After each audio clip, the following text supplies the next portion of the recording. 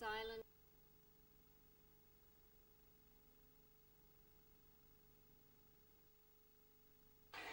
mobile phone. Could you please either put it onto silent mode or turn it off for the duration of this session?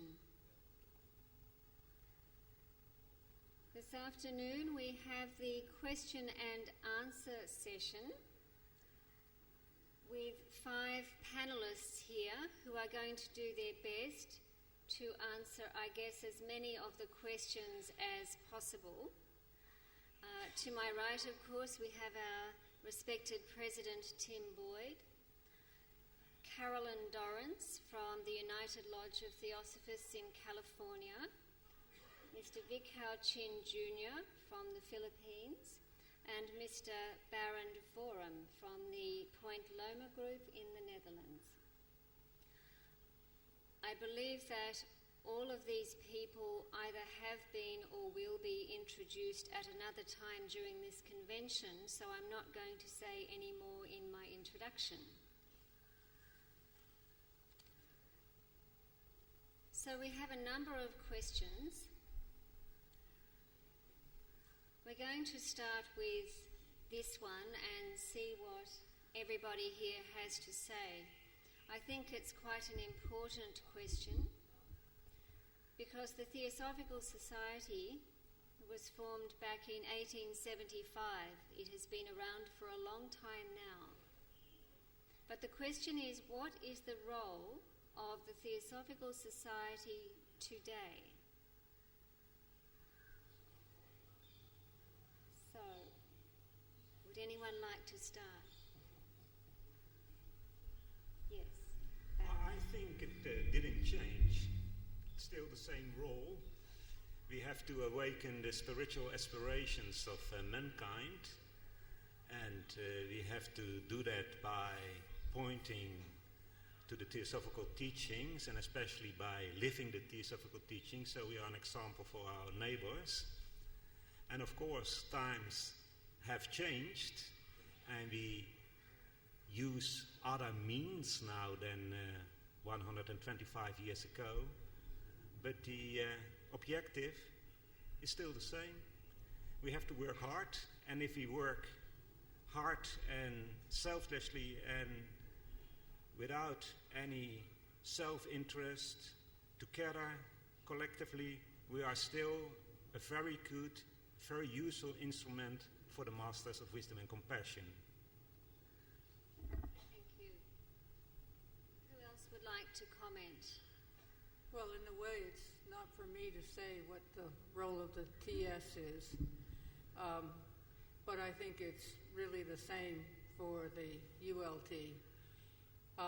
The first thing is to continually find ways to study the teachings. You can't be effective if you don't know your product, if you want to put it that way.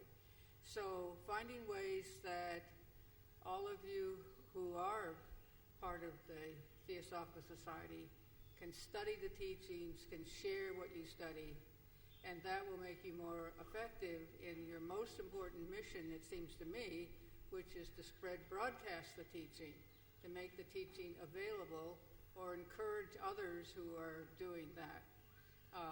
And we know we have lots of independent Theosophists who are out there, and connecting with them and nourishing them and interacting, that's all part of the mission and the effectiveness of the effort. And second point would be, we're all struggling to find new ways to work through the internet to reach the young. We had a magnificent array of joyful, happy human beings here this morning, and something tells me they're not going to be too concerned with the divisions, the organizations, but that they would be very open to theosophy. So always keep a very open connection with both the younger generation than those who are working other places in the world. Okay, who's next? In studying the growth and history of the Theosophical Society in the past 140 years, we have actually declined in terms of influence compared to the growth of the population of the world. In the past more than 100 years, what has deepened and strengthened are the core ideas of the Theosophical Society, our goals, our purposes, the principles. And these have been very solid. But it seems to me that it's not enough. That we have this in order to bring theosophy to the world in general. And I think our work, our role in the 21st century is to bridge the gap between these principles and ideals with the problems of the world. In the Mahatma letters, there have been many allusions to the need of the TS to bring out theosophy in an applied way to the world. Not just intellectual discussions, but rather the solving of human problems. Not the problems of the Theosophical Society, but the problems of the world. The Mahachohan states quite clearly that if a philosophy is right or a correct one, it has a solution to every problem of the human race. So it seems to me that our work for the 21st century is that we need to strengthen what we might call applied theosophy. There is a gap between things, the problems out in the world, whether it is economics, parenting, politics, wars, peace, and so on. Between those situations and these ideas, there is a gap. We must not wait for other people to put the institutions, the methodologies, in order to bridge the gap. I think we have to do it ourselves. And hence, I think our work should be focused now on the application of these in terms of actual practices, institutions, movements that will address itself not just to members of the Theosophical Society, but to the world in general. I'll give an example. For example, individual. There are manifold individual problems in the world: depression, conflict, unhappiness, and so on. What can we do about it? Do we have something to offer? I believe we do. But it mustn't be just, I think, a lecture, but a program that will help people, especially young people, be able to do so. How about the family? How about the political issues? Not that we should be involved in politics, but rather go into the principles of applied politics. For example,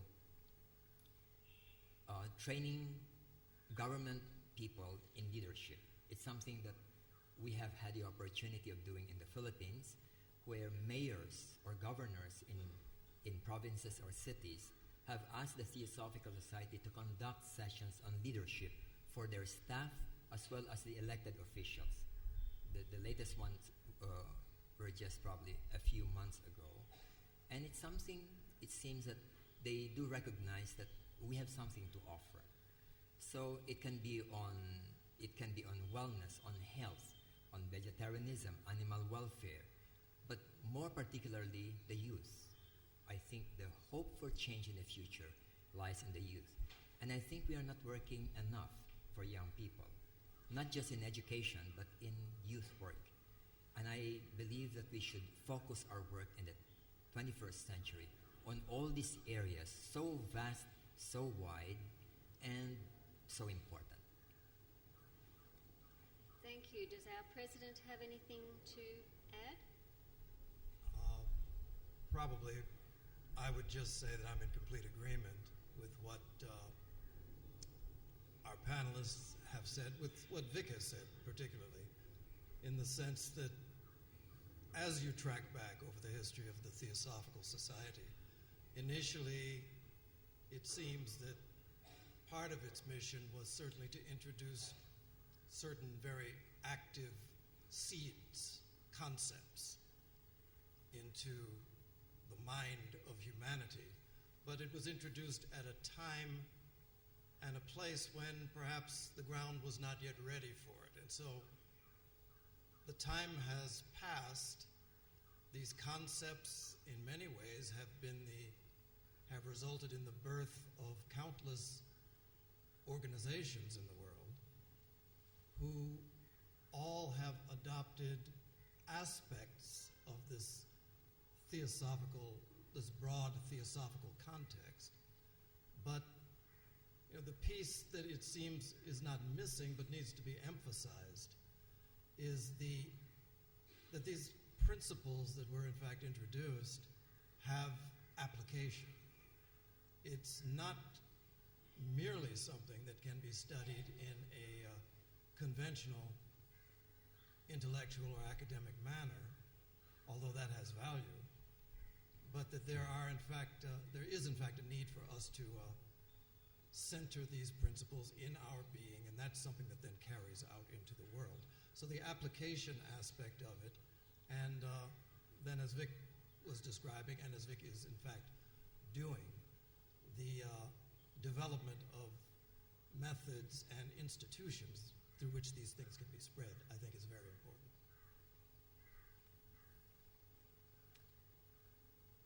Perhaps just a few comments to add to these, which are all very thoughtful and perceptive. It is said that we are in Kali Yuga, this great age of material advance and spiritual darkness. I believe that the Theosophical Society is one of a number of attempts during Kali Yuga to bring light to the world. In the case of the Theosophical Society, to reintroduce theosophy to the world in a modern form. And when we look around us today, the population of the planet has really exploded since the Theosophical Society was formed.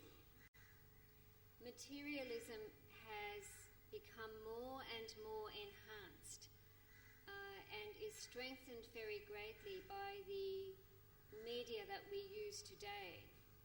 So materialism is still there. The society was formed to help counteract scientific materialism, but I believe that another kind of materialism has also emerged in the world today, and that is spiritual materialism.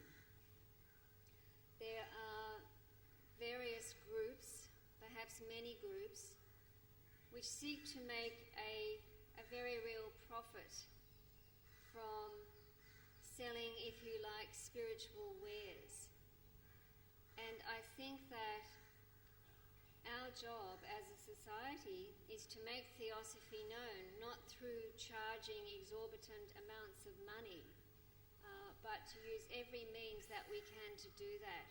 And I'm in absolute agreement that it has to be shown to be practical, so that people's lives can actually become enriched and better for it. That is very important.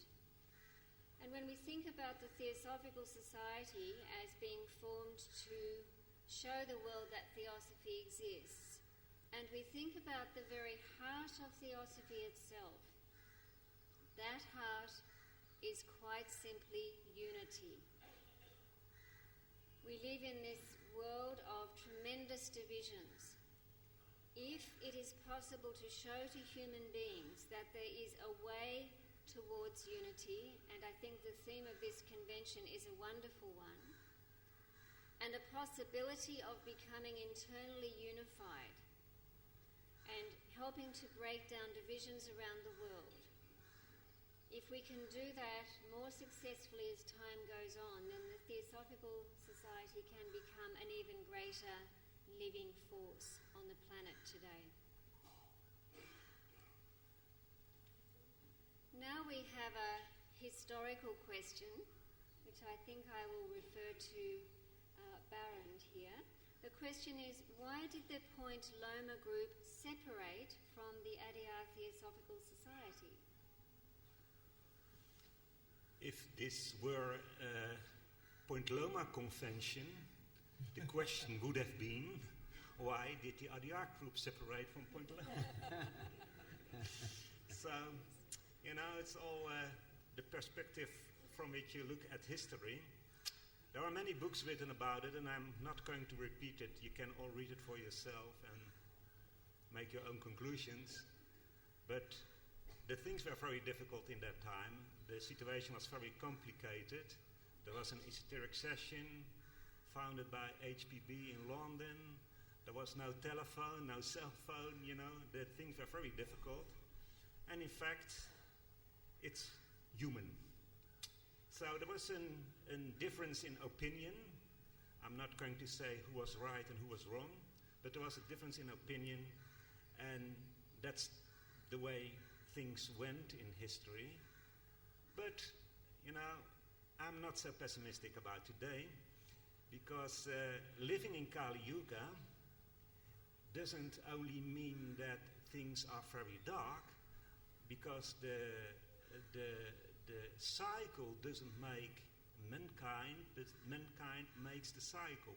And living in Kali Yuga means that everything goes 4 times as quick as in Satya Yuga, the golden cycle. So that means that everything in this period goes very quick, very fast, and sometimes things break, and sometimes they come together very quickly. So when I speak of the Theosophical Society, in fact, I mean the Theosophical movement. All those people who want to be a Theosophist. And Theosophist, according to H.P. Blavatsky, is one who Theosophy does, who practice it, who apply it. And totally agree with what was said before. You have to apply it. You don't have to study it only. You have to study it and able to apply it in your daily life and with all your friends. So the attempt which is making now to bring all those Theosophists all over the world together to respond to the problems in the world of today, and there are many problems about war, about refugees, about those stupid walls countries are erecting to prevent others to enter in the country and so on. That's why we have to be united, I think. United by heart, united by mind. That's the most important, and the past is the past. Thank you. Would anybody else like to add a comment in relation to that question? I would just say that this is a question that has been asked differently. I've been places and somebody asked about the various divisions that have occurred within the Theosophical movement, which I think is a better way to think of it. And at one particular occasion when I was asked that, it was as if to show that the problem was with Theosophy and with the concept that people can come together around this idea. I think, as Barend pointed out, one of the great beauties of this Theosophical movement, and what has always been the bane of this Theosophical movement, is that it is composed of us. I have often found myself saying that the Theosophical Society, and you pick any one of them, is perfect in every way. That the only problem is these people. If it wasn't for them, everything would be fine. But what you have is that throughout the Theosophical movement's history, you have had really brightened people who have had an experience of this what Theosophy can be, and based on the way it has responded with their particular temperament, with their particular makeup, they have a particular view of it. It's still Theosophy, but it's something that has required someone like a Rudolf Steiner to what would be called separate, but rather to find another way to spread the same message. It has required the same thing with the William Kwan Judge. It's required the same thing with an Annie Besant. You know, throughout our history, we have had these great personalities who have all been touched and brightened by this same theosophy. The beauty of this time we're in now, there was a time when an arrangement such as this on a stage would have been unthinkable. You know, different theosophical societies. We are fortunate in many ways that anyone who has had a direct experience of the times when things were difficult has now died and gone on. It's one of the beauties, and it's one of the facts of things, that they say with any new idea that comes in, it is not that people are so much won over to this new idea as it is that the people who were opposed to it die off. And then the new ones who have been exposed to a way of working together, of thinking about the unity of this movement, then take it on. So I think we find ourselves in that time, which to me is very fortunate. I think what Tim says is very, very apt and descriptive, but you also have to just give a little attention to geography. The late 19th century, you didn't have easy ways to quickly get from here and there, so it's rather natural that something would develop in India and something would develop in California and something would develop in Europe. And you need that time to kind of get used to what you're doing and understanding what your duty is. So in a way, we spent 100 years at a more regional level of organization and work. And now we have the opportunity and the facilities, the technology to get together more easily and to have networks that are more global. Anything from you, Vic? I think also we can get quite conditioned by whatever organisation we are in. And in fact, it's good to look beyond the boundaries of that conditioning. Sometimes we can be told something about someone or read something historical or whatever and form certain opinions. But I think the point has been very well made that we are living now at a time when the people who had perhaps disagreements earlier on are no longer around anyway. So maybe there are new ways of coming together and being able to express ideas and listen to each other's opinions. And I think it's very, very important that we do engage and listen to each other. It's by this that we grow. All right, the next question. What prevents us from being in a state of unity? We are becoming rather philosophical now instead of historical. Let me start. Okay. Nothing.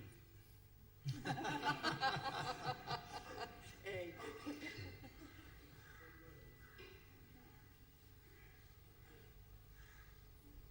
The assumption in the question, of course, is that there is something or there are some things which prevent us being in that state. So your response is nothing.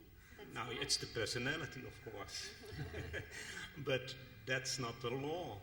If you want to rise above your personality, there's nothing in the whole world that prevents you from being united with everybody else. You put it another way, we are united. We are one. The only thing is that we have to realize it. We have to be conscious of the reality in nature. And there is nothing in the whole world that prevents it for developing that sense of unity. I'm a very optimistic guy. And someday everybody will. Yeah. I assume that the question refers to the various theosophical organizations. In the past more than 30 years, I've had the fortunate privilege, of knowing many of the leaders of the other theosophical organizations, like Emmett Small of Point Loma, then ULT people, then Pasadena people. And we had no problem at all working with them in joint projects. For example, we had a project with ULT, for example, and also I joined a program of Point Loma many years ago. And I agree with you. Basically, there's nothing which prevents us from being united. But I suppose the one who asked that question was thinking about maybe a united organization. And my thoughts on that is this. There is no problem about having separate organizations. In the same way that we have different lodges and different sections, we are really different organizations. The question is whether we can work together in unity. If we cannot, as you were saying, it is really the personality that divides.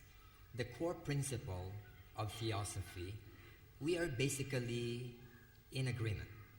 There may be other versions of theosophy and so on, but since there is no dogma, no uniformity of belief in the Theosophical Society, that should not divide us. And we respect their views, sincerely offered, so we still continue to work together in the core mission of the Theosophical Society, and in those core missions, I believe there is no division. And the organization is just a structure. We have not only the lodges and sections or the different Theosophical Societies, but we have other subsidiary organizations like the TOS and other things. But they don't prevent us from working together.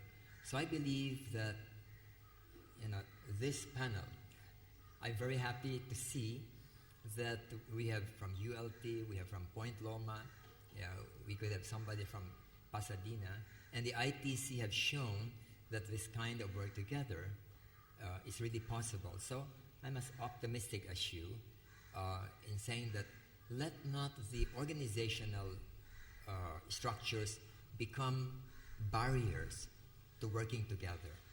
Getting to know each other personally makes a big difference, such that it's the first time that I've met him, but maybe after this we can work together on something, some project. And it's the same as if I work together with the Australian section or with the New Zealand section. So in the same way as the Point Loma or ULT, it's the same. Organizations are just temporary, not boundaries, but structures that we need. Thank you. Well, as that response really suggested, you have to ask the question, what kind of unity are you talking about? At this very moment, every single student of Theosophy in the entire globe could be thinking Theosophy and feeling a loyalty to Theosophy instantaneously at the same time. What a tremendous force that might be. But when you come to administration organization, there's a lot of work. And dividing it up has a certain efficiency to it, independent of the historical reasons why you got divisions. So we're not doing very well in the United States generally with unity of the whole system. We have the states and localities, as mentioned, are the ones doing the work, and that's true within theosophical work. So we have many different magazines. That takes many different teams of people doing it. So division or diversity is sometimes the most efficient way to do things. I have a slightly different understanding of this question. What prevents us from being in a state of unity? One might apply this to the individual as well, because so often our attention is very scattered and we simply forget, it seems, our essential nature, which is that pure consciousness, and which is indeed a state of unity. So perhaps the short answer is that we prevent ourselves from being in a state of unity. The world has a rather heavy hand at times, and it is very much upon us. Therefore, many things distract us. They seem to demand our attention. We can become very busy with the many things that we do. And all of these things might add to some pre-existing lack of perhaps internal cohesion on our part. Therefore, I think one can also think of this question in a more individual sense, as what actually prevents us from being and acting in or from a state of unity.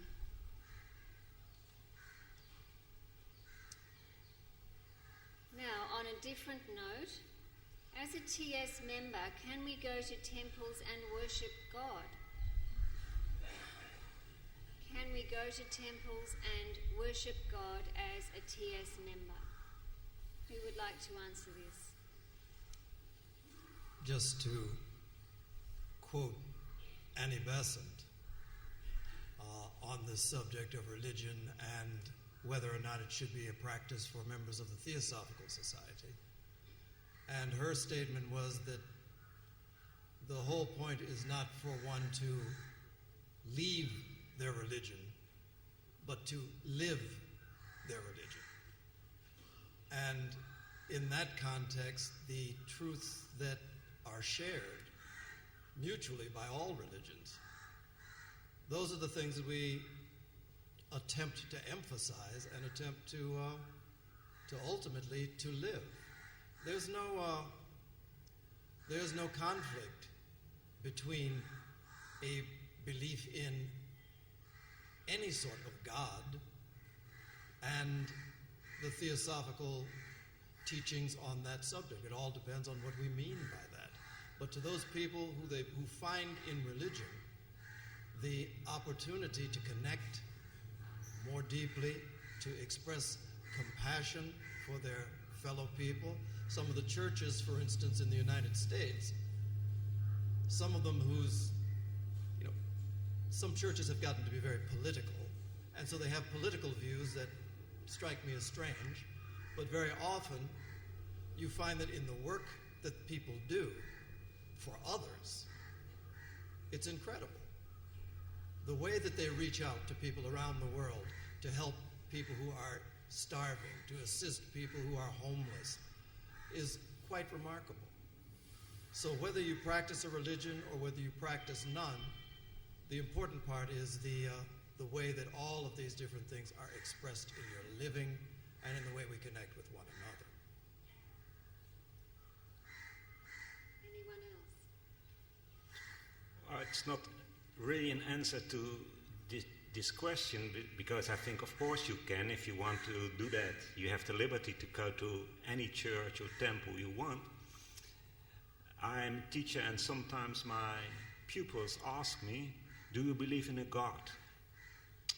And my answer is always, if you tell me what is God, I can tell you if I believe in it. And that's not because I don't want to give an answer, but the word God is used in so many different ways. If you see it as the cruel God of the Old Testament, I surely don't believe in it. But if you see it as the principles, as it's also used in Islam, Allah, the all, the omnipresent principle of life, of, if you say it's nature with a capital N, well, of course, that exists, in my view. Belief is always a little bit, passive. Believing is always that you, on the authority of somebody else, take a truth for true. And the best thing is, and that's why I always give that answer, is to be active and use your mind and your intuition so you can draw the conclusion for yourself if the God in who you believed is really something worth to believe in.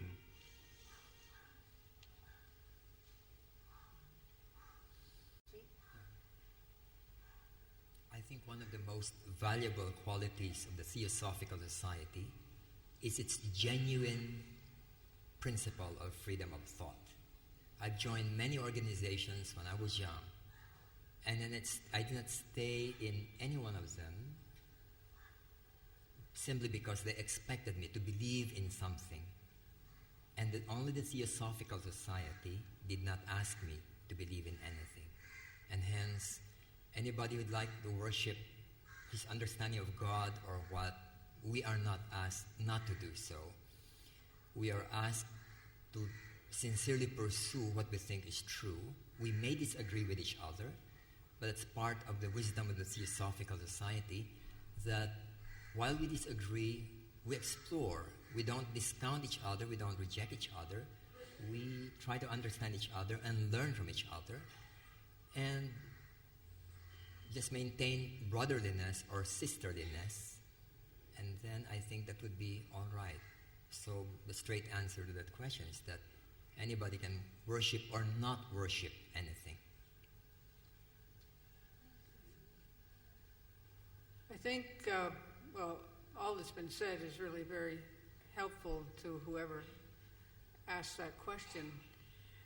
If it's really a question, a deeply disturbing question for you, and there are people who come to Theosophy and they're interested, but then they're worried, what will their parents say, what will their spouse say?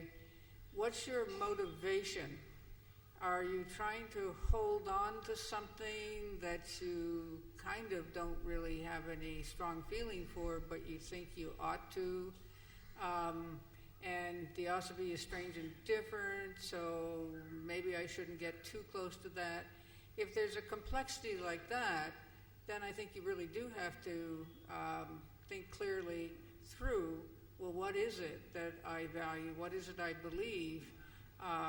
And what am I going to kind of clear the decks for psychologically so that I really do put my attention to a particular set of ideas and test them and see if I want to practice them and go further and join as a member or associate.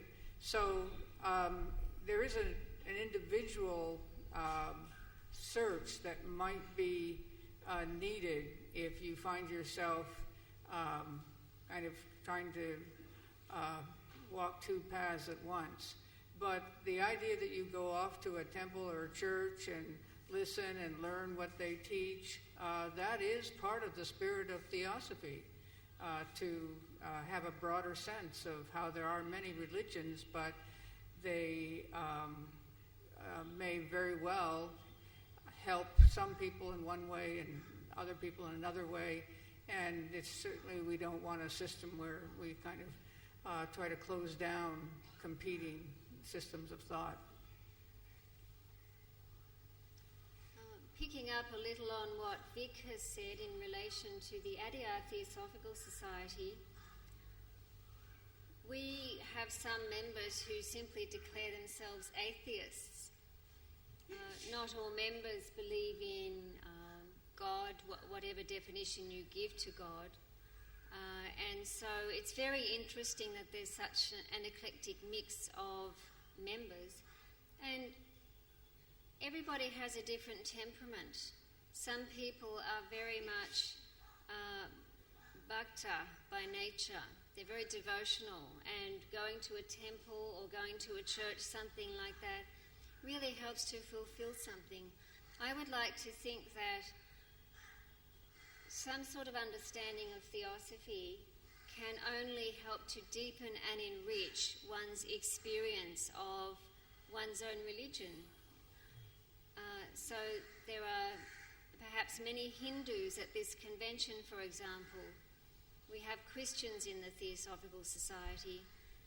There's so much variation, it's extraordinary. And I think that the depths of Theosophy are always waiting to be plumbed a little bit further. So So, yes, of course, members can go to temples and worship God. Right, now to come back to the question of theosophy a little bit, here's quite an interesting question, and that is, can theosophy be defined conclusively? Conclusively? Can theosophy be defined conclusively? That would be the end of the Theosophical Society. I don't think that it can be done. The very nature of theosophy is that it includes the ineffable. There are many things which can be described by words or definition, but there are so much more things that are ineffable, and that has to be left unsaid. And hence, theosophy has been described in many metaphorical sense, but not in terms of precise definition. I believe it can't be done. The moment it's done, it becomes another fixed dogma, and it becomes like any other religion. And that's why I said that it would be the end of the Theosophical Society. Thank you. Barend? I think that that's why HPB in the Secret Doctrine uses so many words for theosophy: the ancient wisdom, the esoteric tradition, the esoteric wisdom, Kupta Vidya, and many, many other words, just to help us to prevent crystallizing the idea of theosophy. So sometimes in Holland we use the word theosophia. It's the same, of course, but just to use another word, the esoteric tradition. These are all words, and words are never able to transmit completely the thought. And theosophy is an ocean, a shoreless ocean, and there is no word in the world that can describe a shoreless ocean. So we have to do with words, but they are sometimes not very adequate. Thank you. Since it's made clear that the absolute, and that's a limiting word, is beyond the conception of any human mind. That's the first fundamental. So there's the most important foundation for the whole teaching is beyond description, beyond definition, and then you're expected to kind of go on to other ideas. But no, you could never completely define or describe Theosophia. And if you were to try, you better be a pretty wise human being. It is interesting, though, that HPB during her lifetime did give a couple of you could call them definitions, one of which theosophy is the ageless wisdom tested and verified by generations of seers. To the mentally lazy, it will always remain a mystery. That's one, which is really not, it's the ageless wisdom tested and verified. What does that mean? Another that she said was that theosophy is altruism first and foremost. Again, it's definitions that don't really define, but it does point us in a certain direction. Altruism, it is about the connection, it's about compassion for others, based on this ageless wisdom that has been passed down through these generations. The term is quite often rendered as divine wisdom, which immediately suggests not only is it something which transcends the ordinary mind, but it is divine in nature, and therefore there's a certain transcendental element to theosophy, which is something we can only endeavour to reach.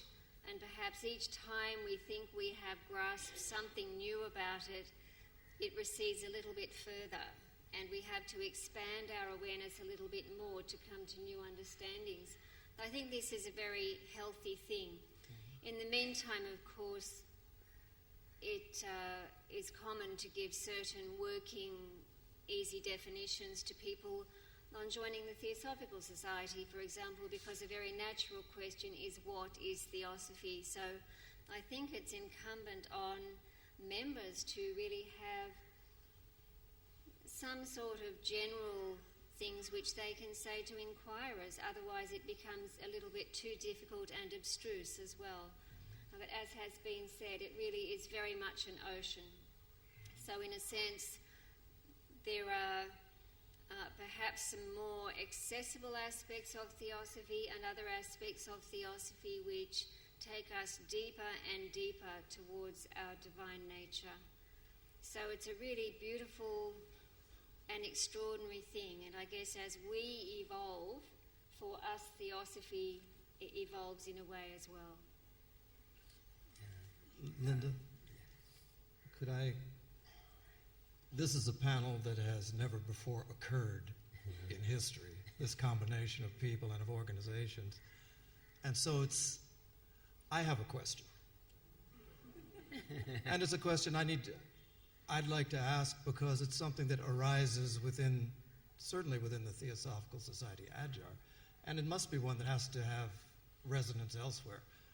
Our first object, to form a nucleus of the universal brotherhood of humanity without, regard to gender, caste, all of that. The language of that. We're talking about 1875, and so the idea of to form a nucleus of the universal brotherhood.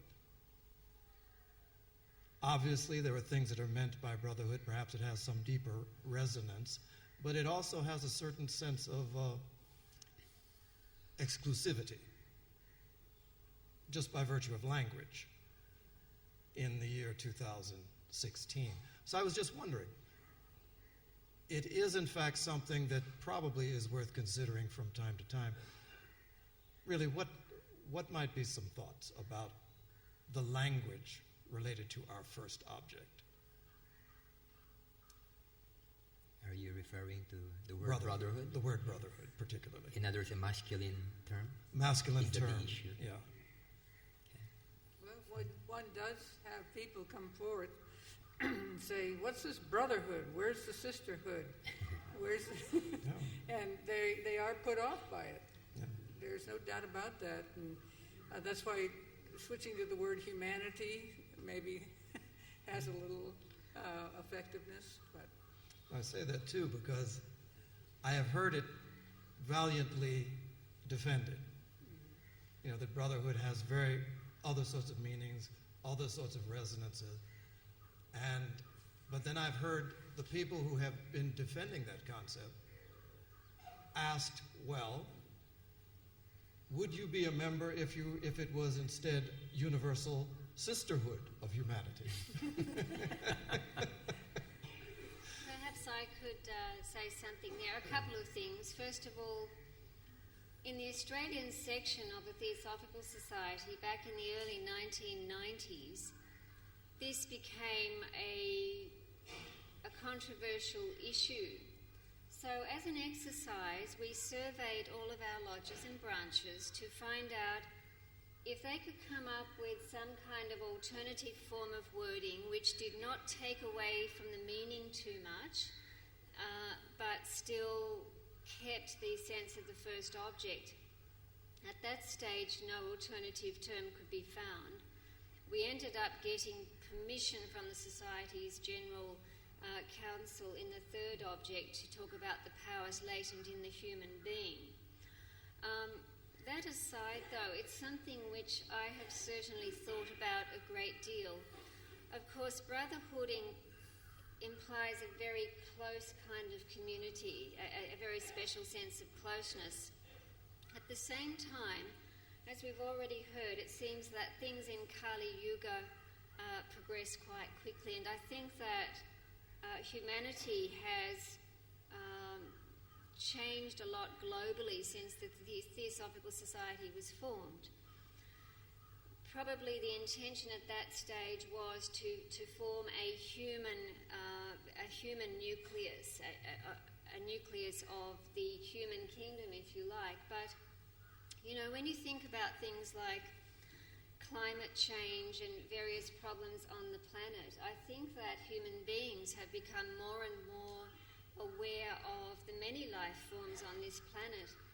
And I do sometimes wonder whether the first object, I'm going to stick my neck out here. Don't get it chopped off. might even be simplified a little but broadened at the same time to go something like to form a nucleus of the indivisible unity of life without distinctions, or something like that, because that unity is something which is so sadly lacking today. So I guess my response is maybe we could go further than brotherhood or sisterhood or something which actually substitutes for both of them and consider something even larger. I once conducted a workshop in Wheaton, in the American section, on this very issue, on what word would you use as a substitute for brotherhood. And there were many words that came, unity, oneness, unity. Anyway, there were probably a list of about maybe 7 or 9 words. And none of them people were not happy with any of them. So back to brotherhood. So I don't know what's the solution to that. Maybe just insert sisterhood. I guess the thing is that theosophers, being as they are, and generally having strong minds, probably almost everybody in this audience and who might be viewing this session has a slightly different take on that very question too.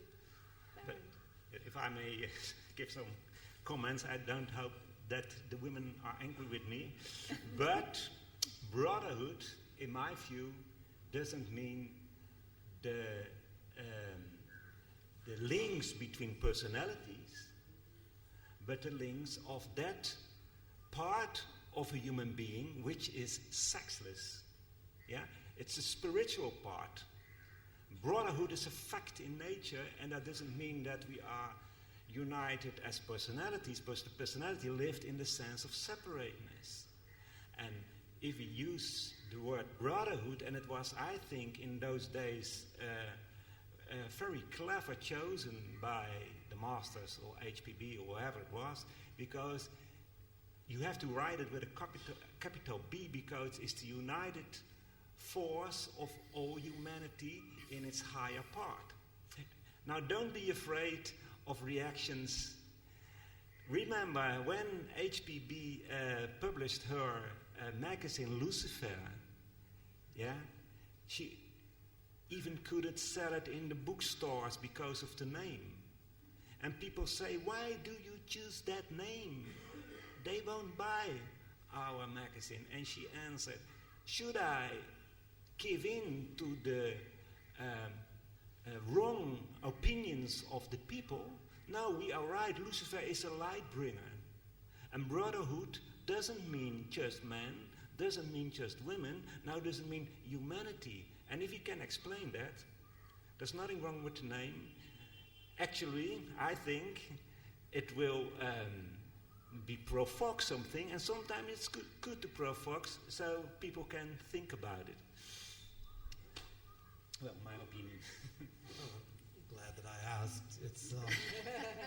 It's one of those very intractable sorts of issues, but it's clear that whatever term is utilized it's speaking about human solidarity at a more profound level. I guess it speaks to the poverty of our language that there is, in fact, no term that captures that without also being somewhat exclusive. It's also incidental to the language used. In the Philippines, we don't have a term for brotherhood, masculine or feminine. It's just one gender. Mm-hmm. It's called kapatiran, and so we don't. If you put it in Tagalog, no problem about that. That could solve it nicely. We could insert this word and All right. people would still be asking what does that mean, but it would have a broader sense. Well, thank you. All right. We have time for one more question. We speak of compassion and kindness in the TS. How do we put this into daily practice so that members can set an example? Compassion and kindness.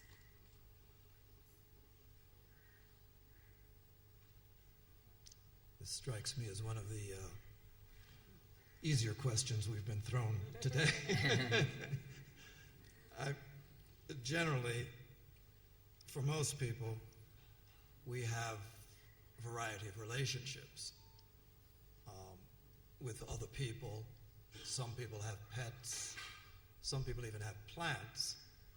But the basic idea of kindness is something that looks toward the needs and the well-being of another. And so how do you practice that? It seems it begins with trying to become aware of the needs of others, which I also think is a wonderful practice in the sense that the main problem that all of us suffer from is this self-absorption, what the Buddhists call self-cherishing, which is a constant state of mind where everything relates to me, my needs, my wants, my fantasies, my dreams. So to be able to turn that differently is it's the basis of compassionate living. And at any level that we find ourselves, it costs you nothing to be kind. There's no financial investment. You'll never go broke being kind, and you might have the side effect of dissolving some of the boundaries of distrust or disharmony that you have experienced in your relationships. So to practice it is as simple as saying, I will.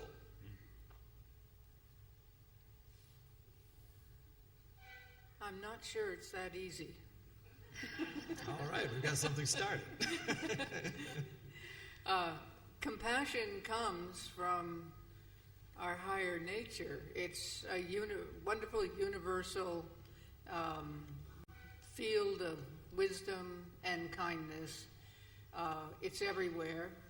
And we have to work, as we know, to awaken that principle within us so that it can become a living part of our daily life and consciousness.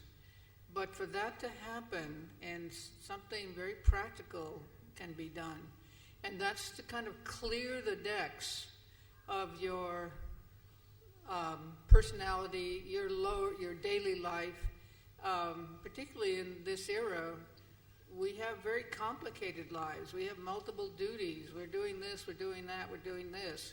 And it seems if we're too full with doing this and that, we're not in a state of being, let's say. We're not in a state where kindness is just naturally part of our persona, because it is being brought down. And that compassion is a part of us, an active part of us. So we don't have to take 10 days to kind of work through some torturous psychology about a relationship with somebody in order to be kind to them. So we have to be living perhaps a more simple life, but that allows for the presence of kindness and compassion to work through us much more easily than seems to be the case in this complex modern life. Anyone else? I think the best definition of compassion is given by HPB in The Voice of Silence, where she says that compassion is the law of laws. It's a very beautiful expression, because that means that it's the essence of everything. She says also it is the alaya, self. Alaya, Sanskrit word, the self, the essence of the very universe. And in my view, compassion means that you have a state of mind, a state of consciousness, where you have that spiritual vision that you see that law of laws. You see that all beings are, in their core, one. So you can sit in your chair or walk through a forest or on a beach and be compassionate. You can be always compassionate. Because if you have that state of mind, then you are compassion. You are compassion. Kindness is something, it's more an attribute.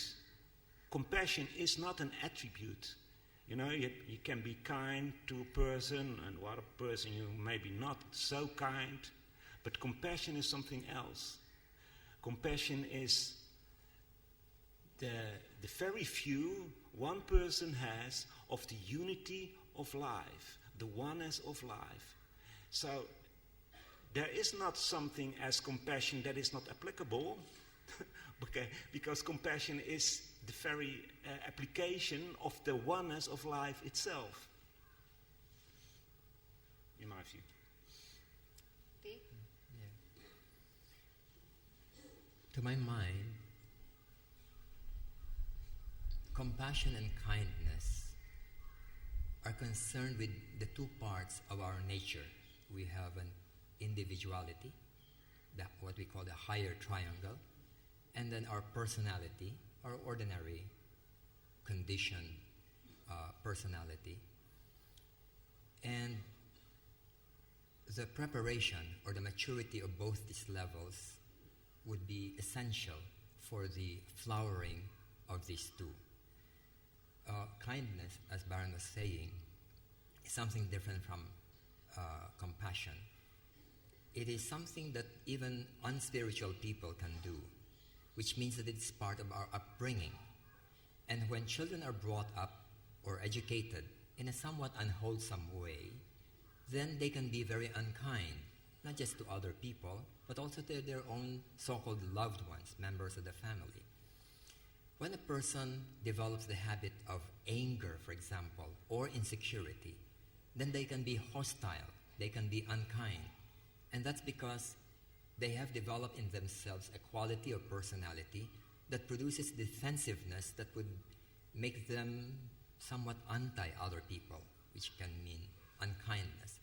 On the other hand, when children are brought up in a wholesome way, then these things don't crop up. They tend to be more considerate, especially if they're given the habit of being polite rather than being rude. These are some of the elements of kindness. And so it is partly due to upbringing and the psychological circumstances and conditionings which a child is brought up with.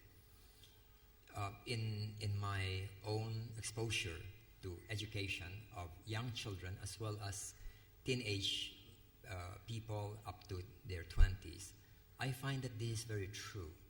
A lot of young people come to the school hostile to the entire world. One student, anyway, I'll not give an example, it's a bit horrible. But anyway, what she intended to do after she graduates was something horrible, and it involves doing some harm to somebody. Well, that's when she entered. After being exposed to an environment where she's accepted and she's loved, after about 1 or 2 years, then that person whom she hated very much, now she loves. I just asked her again before I came here to India, how's your relationship with these persons now? Oh, I love them, I told them that I love you, and so on. It has gone. And so environment can change this thing called kindness, love in the human sense. A lot of people don't realize that whenever we are angry, we are prone to anger. We cannot love, because anger is an aggressive energy that wants to hurt people. And hence, if we grew up with this tendency to be angry, then kindness is very difficult to do. Even if the mind says, I should be kind, but the whole system doesn't want to be kind. So Part of this is the upbringing, the environment, the education. But compassion is something else. It is the awakening of something from our higher nature, our spiritual nature. But when this lower personality is so wrapped up in hostility, defensiveness, anger, then this awakening of compassion becomes almost impossible. It becomes a very strong barrier to the awakening of compassion. But when these have been neutralized and a person becomes comfortable with life, then it's easy to be sympathetic, to be compassionate to fellow human beings who feel hurt, because it is something innate in us. So long as we don't wrap it up with mud, then that quality will just emerge and shine out naturally. It is something that we have inside by nature. But when we are brought up with a lot of hostile conditioning, then it is cooped up there, enclosed, and cannot come out for a long, long time. This is, I think, a work that we have to do from the applied and practical point of view. It is the reason why in our section, the Philippines section, we have spent a lot of time doing the self-transformation seminar to as many people as possible. 95 or more % of those who attend are non-members of the Theosophical Society. And the reason why organizations, schools, even church organizations ask for this is because it's applicable to them. And it is something that, according to one Carmelite nun, because a Carmelite nun wants us to conduct it to their Carmelite leaders. The Carmelite people are one of the most mystical among Catholic groups. And after the seminar, she said, this kind of a seminar deepens our spirituality. It is something which was very touching for a Carmelite nun to say that on the work that we are doing in the Theosophical Society. Well, we have come to the end of our time. We have not quite covered all of the questions, but I think that the ones that have been addressed have provided many interesting viewpoints and thoughts. So I would like to thank our panelists very much for their contributions to this session, and especially our friends from the United Lodge of Theosophists and the Point Loma group. And the next session is at 5 o'clock. This will be the public lecture with our President, Tim Boyd. So this session is now closed. Thank you.